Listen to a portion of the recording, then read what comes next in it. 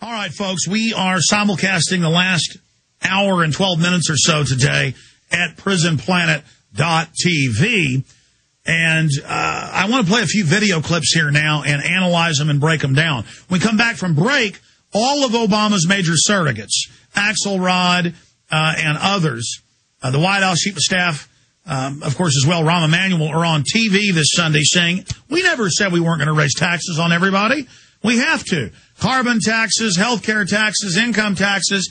If you make more than $30,000 a year, we're going to raise your taxes.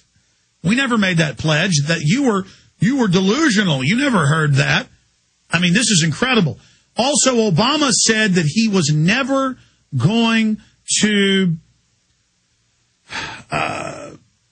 shut down the regular health care system, that it's crazy, that there's no plan to federalize things and have national health care. But the bill says that and does that. So I want to go over some of the facts and what this plan really does versus what Obama is saying coming up after this quick break. But the first thing we're going to play is his lie. Here is Obama going back on the lie, though. This is him a year and a half ago admitting they're going to get rid of regular insurance and take over. But now he's lying and saying he never said this. You decide which Obama to believe. Here he is. Evidence Obama and the Dems' health care goal is government public option. The public option is not your enemy. It is your friend, I believe. Let me also address an illegitimate concern that's being put forward by those who are claiming that a public option is somehow a Trojan horse for a single-payer system. My commitment is to make sure that we've got universal health care for all Americans by the end of my first term as president. I would hope that we set up a system that allows those who can go through their employer to access a federal system or a state pool of some sort. Obama admitting the plan will eliminate private insurance. But I don't think we're going to be able to eliminate employer coverage immediately. There's going to be potentially some transition process. I can envision a decade out, or 15 years out, or 20 years out. I happen to be a proponent of a single-payer universal health care plan. A single-payer health care plan. Universal health care plan. That's what I'd like to see.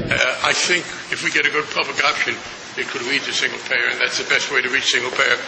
And next to me was a guy from the insurance company who then... Okay, there you have it. They go on and on admitting what they're doing. But now they lie to you. These are criminals.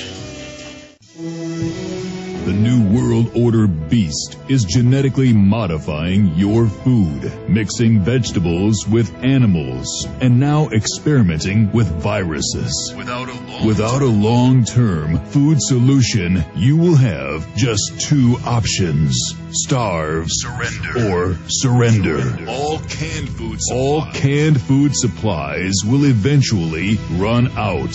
What then?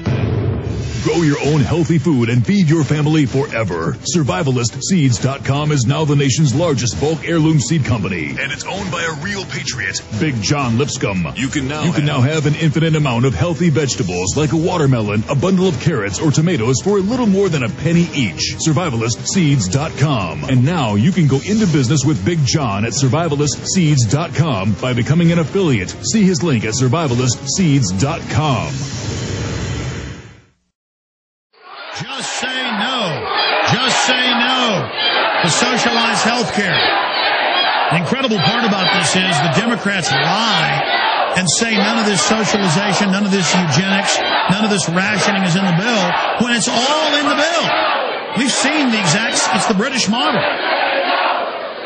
They're just phasing it in. And there is Lloyd Doggett with his favorite constituents being chased out of the meeting hall, outside, running for his car because he doesn't want to be in front of the news cameras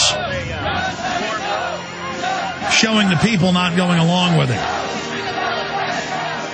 Now, ladies and gentlemen, the globalists are slowly conditioning us to accept their police state, their tyranny. They said 9/11 was about Al-Qaeda. The police state was only 4 guys in caves with turbans. We always explain to you folks that it was designed, Northcom, Homeland Security, for the American people.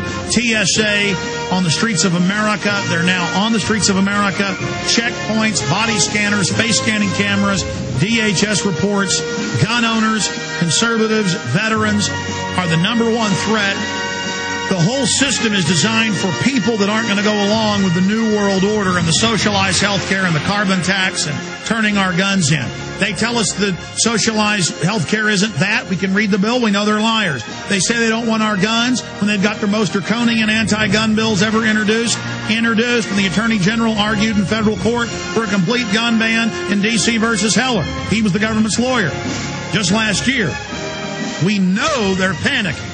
We know that they know that we know that they're criminals. You understand? They know that we know that they're criminals. They know that we're waking up. And so they always want to make their own slaves first live under tyranny, their own minions, so their minions will then say, well, I live under tyranny. You should have to live under tyranny. And so some of the most oppressed people are the police and the military and others. And that's why in Mexico they make the federales take microchips. Source ABC News, MSNBC. That's why they're trying to push the special forces to get chips. Many units have already gotten them. And that's why they want to make federal workers take chips. They want to make them take the inoculations first, so they'll then force us to take it. The good news is they're saying no. They tried to tell TSA 2 years ago, we heard about this from sources, it's now been confirmed, that they were telling TSA, will you take a chip to keep your job? But not just TSA, the mechanics, the food preparers. If you work at Manja at the Austin airport or at the Salt Lick, you got to take a chip. This is really being proposed. See, to make face scanning sound okay, they say, okay, we won't make it take a chip, but we want you to face scan. And then, oh, you got to have a chip, but don't worry, it's not the tracker kind. See, it's incremental. Do you understand how dark it is? How far down the line we are? How late it is? So I just finished up playing the clip off San Antonio TV where the feds are proposing making airport workers take implantable microchips. This is really going on. And they just keep repeating it and repeating it and repeating it until we just get acclimated and go, okay, where's my chip? I've been hearing about this for 10 years. Coming up, I want to play a clip. Government issues stun bracelets for all airline passengers. Now, we first played this a year and a half ago, but the issue is Homeland Security since then has had meetings and has proposed making risky flyers. And then later, everyone, see, they phase it in, take a taser bracelet. And they're saying if you have bad credit, you're now a risky flyer in the data mining. I mean, you can't make up stuff this bizarre. Now, Aaron Dykes and Jason Burmis, I sent them up to interview Phil Berg in Philadelphia. And when they were flying back in Philadelphia, they were announcing on big TV screens while you're in line at TSA,